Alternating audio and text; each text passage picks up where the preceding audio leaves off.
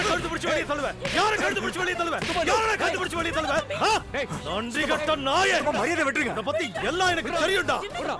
சொன்ன மரியாதை விட்டுருங்க. பாண்டியம்மாவை கழுத்தை பிடிச்சு வெளியே தள்ளுவியா? வாடா வாடா, நீ சரியான ஆம்பளையா இருந்தா பாண்டியம்மாவை தொடரா பார்க்கலாம். தொடரா. என்ன சொல்லி தப்பு இல்லடா, நீ பழைய ஆள் இல்லன்னு, நீ பாம்பா இருக்கிறது தெரியாம உனக்கு பால் ஊத்தி எங்க வீட்டுல தங்க வச்சா பாரு, அதான் நான் செஞ்ச தப்பு.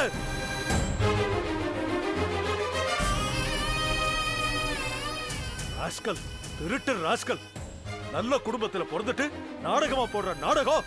நீ எல்லாம் உயிரோடவே இருக்க கூடாதுடா, சாகணும்டா. நம்பிக்கை துரோகி. தெய்வம் மாதிரி இருக்க பாண்டியம்மாவை எப்படிடா சொல்ல உனக்கு மனசு வந்தது? எப்படி உனக்கு மனசு வந்தது? யார் கொலைகார பைய? நானா இல்ல நீயா? நீ என்ன கொலை பண்ண பாத்திருக்க? செத்த தாயை விட பாசத்தை காட்டின பாண்டியம்மாவுக்கு நம்பிக்கை துரோகம் பண்ணிருக்கா இவன். நீங்க எல்லாம் ஒரு பொறுப்பா? இந்த மாதிரி துரோகம் பண்றதுக்கு, துரோகி ஆகிறதுக்கு பேசாம செத்து போலாம். கேவலம் சோரம் போய் சோத்த திங்கிறதுக்கு எல்லாரும் ஆத்தலையோ குளத்திலேயோ விழுந்து செத்து தொலைங்கடா. நாங்க ஏன் சாகணும்? ஏனா இந்த மாதிரி மானங்கெட்ட வாழ்க்கை வாழறதை விட சாகிறதே மேல். இது இல்ல மானங்கெட்ட வாழ்க்கை. இத்தனை வருஷமா உன் பொண்டாட்டி பாண்டியம்மா கிட்ட வாய பொத்தி கை கட்டி வாழ்ந்தா பாரு, அதுதான் மானங்கெட்ட வாழ்க்கை, மரியாதை கெட்ட வாழ்க்கை. சொத்து இருக்கிற திமிருல அவ அதிகாரம் பண்ணுவா. நாங்க வளைஞ்சு குனிஞ்சு அடிமை வாழ்க்கை வாழணுமா? எல்லா காலத்திலயும் பாண்டியம்மா கை ஓங்கியே இருக்கணும். நாங்க அம்மா தாயே, வீட்டை காக்கிற தேவதையே, ஊரை கட்டி மேய்க்கிற தெய்வமேன்னு அவ கால கழுவி குடிக்கணுமா? நாங்க மேல வரணும், முன்னுக்கு வரணும்னு நினைக்கவே கூடாதா? என்னக்கா சொல்றீங்க? இத்தனை நாளும் நீங்க அடிமை வாழ்க்கை வாழ்ந்தீங்களா? இத்தனை நாள் இல்லடி, இத்தனை வருஷமா.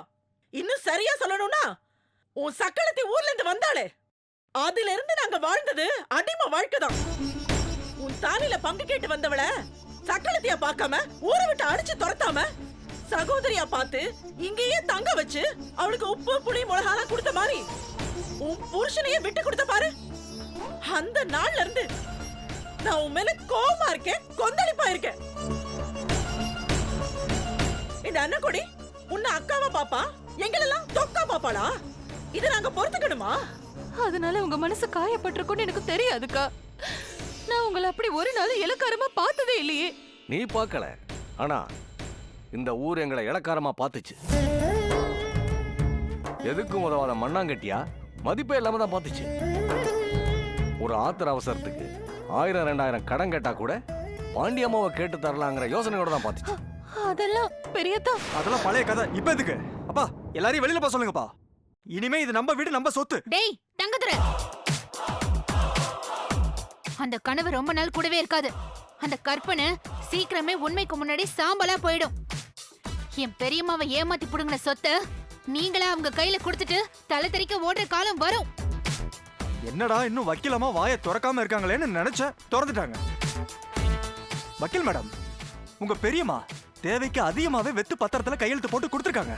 அதெல்லாம் அவங்க நாலேஜ் இல்லாம நீ திருட்டுத்தனமா வாங்கின கையெழுத்துல நான் கோர்ட்ல நிரூபிப்பேன். ஓ, கோர்ட்டுக்கெல்லாம் போறீங்களா? பின்ன அங்க வச்சுதானே உன் குடும்பத்தோட யோகிதைய ஊர் உலகத்துக்கு உரிச்சு காட்ட போறேன். யோகியதை பத்தி பேசுறதுக்கு முன்னாடி உங்க அம்மா அண்ணன் கூட ஒரு வாட்டி பாத்துக்கோங்க. சீ, வாய மூடு. அவங்க வெளிப்படையா ரெண்டாம் தரமா எல்லாருக்கும் தெரிஞ்ச மாதிரி வாழ்றவங்க. உங்கள மாதிரி ஒரே குடும்பமா இருந்தாலும் ஒருத்தருக்கு ஒருத்தர் தெரியாம நாலந்தர வாழ்க்கை வாழ்றவங்க கிடையாது. இங்க பாருமா, ரோட்டுக்கு போறதோட நின்னுக்க. தேவையில்லாம சொத்தை மீட்க நீ கோர்ட்டுக்கெல்லாம் போனீங்கன்னா உயிரோடயே இருக்க மாட்டேன். இருங்கப்பா. என்ன கொன்னுடுவேன்னு மிரட்டுறியா? உயிரை விட்டாலும் நியாயம் செத்துறக்கூடாதுன்னு நினைக்கிறவன் இந்த கௌரி. உங்ககிட்ட இருந்து நீதி எப்படி காப்பாத்தணும், தர்மத்தை எப்படி காப்பாத்தணும்னு எனக்கு நல்லாவே தெரியும். ஏய், வெறும் 7ஆம் கிளாஸ் படிச்சுட்டு அதுக்கப்புறம் படிப்பு ஏறாம சாராயத்துக்கு அடிமையா போன உனக்கே இவ்வளவு திமிர் இருந்தா, நேர்மையா சட்டம் படிச்சுட்டு அதை விட நேர்மையா தர்மத்துக்காக மட்டும் வாதாடுற என் கௌரிக்கு எவ்வளவு வீரியம் இருக்கும். குறுக்கு வழியில வாழ நினைக்கிறவனே, உன் மனசுல குறிச்சு வச்சுக்கோ. நீ ஏமாத்தி பறிச்ச சொத்தை திரும்ப வாங்கி இதே வீட்ல என் பாண்டிய மாமாவை கம்பீரமா அந்த ஊஞ்சல்ல உட்கார வைப்பேன். இது சத்தியம்.